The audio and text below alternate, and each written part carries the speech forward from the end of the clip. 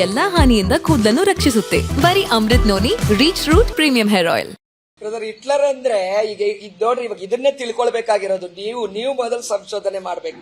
ಅವ್ರ ಸ್ಕ್ರಿಪ್ಟ್ ಎಲ್ಲಿಂದ ಬರುತ್ತೆ, ಆರ್ಗನೈಸ್ಡ್ ಎಲ್ಲ ರೆಡಿ ಆಗಿರುತ್ತೆ, ಬಂದವ್ರು ಭಾಷಣ ಹೊಡೆದು ಹೋಗ್ತಾರೆ.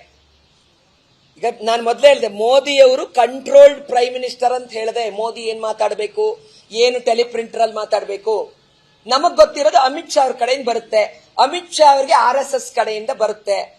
ಒಟ್ಟಾರೆಯಾಗಿ ಮತ್ತೆ ಈ ಪುರೋಹಿತ ಶಾಹಿಗಳು ಈ ಹಿಡಿತವನ್ನ ಇಟ್ಕೋಬೇಕು ಅಂತೇಳಿ ಅವ್ರಿಗೆ ಯಾರು SC/ST ಇರಬಾರ್ದು, ಹಿಂದುಳಿದ ವರ್ಗಗಳಿರಬಾರ್ದು, ಯಾರು ಇರಬಾರ್ದು, ಒಟ್ಟಾರೆ ಅವ್ರದ್ದು ನಡಿಬೇಕು. ಆ ತರ ಅದು ಸಾಧ್ಯ ಇಲ್ಲ.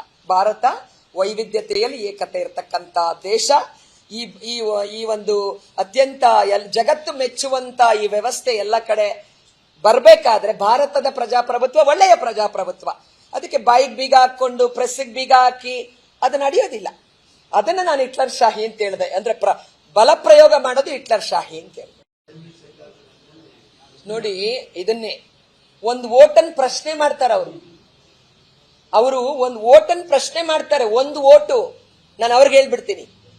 ಅಟಲ್ಜಿ ಅವರ ಸರ್ಕಾರ ಬಿದ್ದಿದ್ದು ಎಷ್ಟು ಓಟಿಂದ? ಒಂದು ಓಟಿಂದ ಒಂದು ಭಾರತ ಸರ್ಕಾರ ಬಿದ್ದಿರೋ ಉದಾಹರಣೆ ನಮ್ಮ ಎದುರುಗಡೆ ಇದೆ.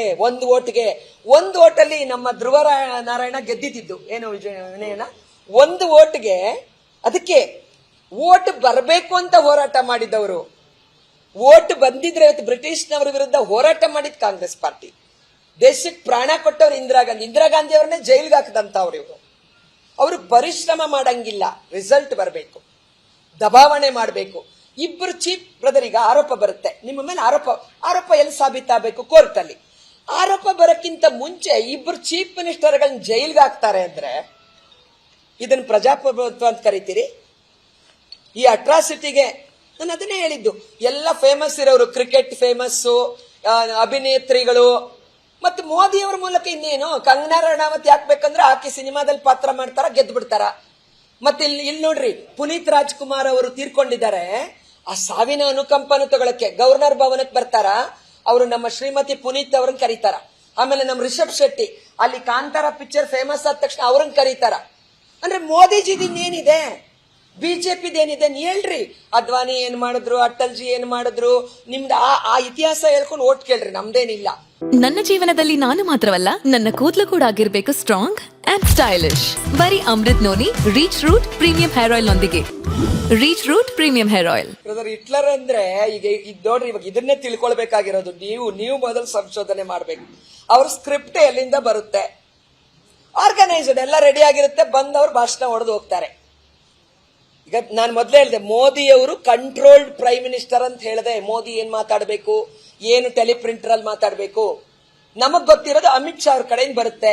ಅಮಿತ್ ಶಾ ಅವರಿಗೆ RSS ಕಡೆಯಿಂದ ಬರುತ್ತೆ. ಒಟ್ಟಾರೆಯಾಗಿ ಮತ್ತೆ ಈ ಪುರೋಹಿತ ಶಾಹಿಗಳು ಈ ಹಿಡಿತವನ್ನ ಇಟ್ಕೋಬೇಕು ಅಂತೇಳಿ ಅವ್ರಿಗೆ ಯಾರು SC/ST ಇರಬಾರ್ದು, ಹಿಂದುಳಿದ ವರ್ಗಗಳಿರಬಾರ್ದು, ಯಾರು ಇರಬಾರ್ದು, ಒಟ್ಟಾರೆ ಅವ್ರದ್ದು ನಡಿಬೇಕು. ಆ ತರ ಅದು ಸಾಧ್ಯ ಇಲ್ಲ. ಭಾರತ ವೈವಿಧ್ಯತೆಯಲ್ಲಿ ಏಕತೆ ಇರತಕ್ಕಂತ ದೇಶ. ಈ ಒಂದು ಅತ್ಯಂತ ಜಗತ್ತು ಮೆಚ್ಚುವಂತ ಈ ವ್ಯವಸ್ಥೆ ಎಲ್ಲ ಕಡೆ ಬರ್ಬೇಕಾದ್ರೆ ಭಾರತದ ಪ್ರಜಾಪ್ರಭುತ್ವ ಒಳ್ಳೆಯ ಪ್ರಜಾಪ್ರಭುತ್ವ. ಅದಕ್ಕೆ ಬಾಯಿಗೆ ಬೀಗ ಹಾಕೊಂಡು ಪ್ರೆಸ್ಸಿಗೆ ಬೀಗ ಹಾಕಿ ಅದು ನಡೆಯೋದಿಲ್ಲ. ಅದನ್ನ ನಾನು ಹಿಟ್ಲರ್ ಶಾಹಿ ಅಂತ ಹೇಳಿದೆ. ಅಂದ್ರೆ ಬಲ ಪ್ರಯೋಗ ಮಾಡೋದು ಹಿಟ್ಲರ್ ಶಾಹಿ ಅಂತ ಹೇಳಿದೆ.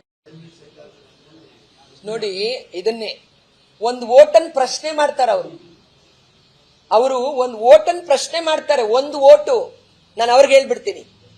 ಅಟಲ್ಜಿ ಅವರ ಸರ್ಕಾರ ಬಿದ್ದಿದ್ದು ಎಷ್ಟು ಓಟಿಂದ?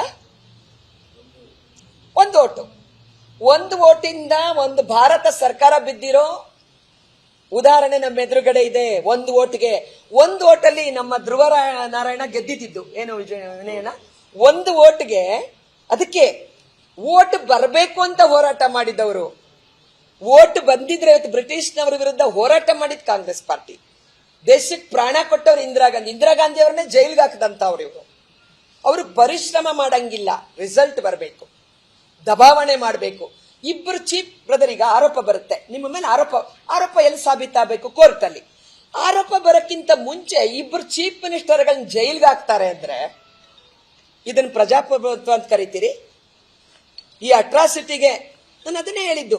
ಎಲ್ಲ ಫೇಮಸ್ ಇರೋರು, ಕ್ರಿಕೆಟ್ ಫೇಮಸ್ಸು, ಅಭಿನೇತ್ರಿಗಳು, ಮತ್ತೆ ಮೋದಿಯವರ ಮೂಲಕ ಇನ್ನೇನು. ಕಂಗನಾ ರನಾವತ್ ಯಾಕೆ ಬೇಕಂದ್ರೆ ಆಕೆ ಸಿನಿಮಾದಲ್ಲಿ ಪಾತ್ರ ಮಾಡ್ತಾರ, ಗೆದ್ದು ಬಿಡ್ತಾರ. ಮತ್ತೆ ಇಲ್ಲಿ ನೋಡ್ರಿ, ಪುನೀತ್ ರಾಜ್ಕುಮಾರ್ ಅವರು ತೀರ್ಕೊಂಡಿದ್ದಾರೆ. ಆ ಸಾವಿನ ಅನುಕಂಪನ ತಗೊಳಕ್ಕೆ ಗವರ್ನರ್ ಭವನಕ್ಕೆ ಬರ್ತಾರ. ಅವರು ನಮ್ಮ ಶ್ರೀಮತಿ ಪುನೀತ್ ಅವ್ರನ್ನ ಕರೀತಾರ. ಆಮೇಲೆ ನಮ್ಮ ರಿಷಬ್ ಶೆಟ್ಟಿ ಅಲ್ಲಿ ಕಾಂತಾರ ಪಿಕ್ಚರ್ ಫೇಮಸ್ ಆದ ತಕ್ಷಣ ಅವ್ರನ್ನ ಕರೀತಾರ. ಅಂದ್ರೆ ಮೋದಿಜಿದ್ ಇನ್ನೇನಿದೆ, ಬಿಜೆಪಿದೇನಿದೆ ಹೇಳ್ರಿ. ಅದ್ವಾನಿ ಏನ್ ಮಾಡಿದ್ರು, ಅಟಲ್ಜಿ ಏನ್ ಮಾಡಿದ್ರು, ನಿಮ್ದು ಆ ಇತಿಹಾಸ ಹೇಳ್ಕೊಂಡು ಓಟ್ ಕೇಳ್ರಿ, ನಮ್ದೇನಿಲ್ಲ. ಅನುಕ್ಷಣದ ಸುದ್ದಿಗಳಿಗಾಗಿ ವಿಸ್ತಾರ ನ್ಯೂಸ್ ಯೂಟ್ಯೂಬ್ ಚಾನೆಲ್ ಸಬ್ಸ್ಕ್ರೈಬ್ ಮಾಡಿ. ಹೊಸ ಸುದ್ದಿಗಳ ನೋಟಿಫಿಕೇಶನ್ಗಾಗಿ ಬೆಲ್ ಐಕಾನ್ ಕ್ಲಿಕ್ ಮಾಡಿ. ಲೇಟೆಸ್ಟ್ ಅಪ್ಡೇಟ್ಸ್ಗಾಗಿ www.vistaranews.com ವೆಬ್ಸೈಟ್ಗೆ ವಿಸಿಟ್ ಮಾಡಿ. ಅಂಗೈಯಲ್ಲೇ ಜಗತ್ತಿನ ಸುದ್ದಿ ತಿಳಿಯಲು ವಿಸ್ತಾರ ನ್ಯೂಸ್ ಕನ್ನಡ ಆಪ್ ಡೌನ್ಲೋಡ್ ಮಾಡಿ.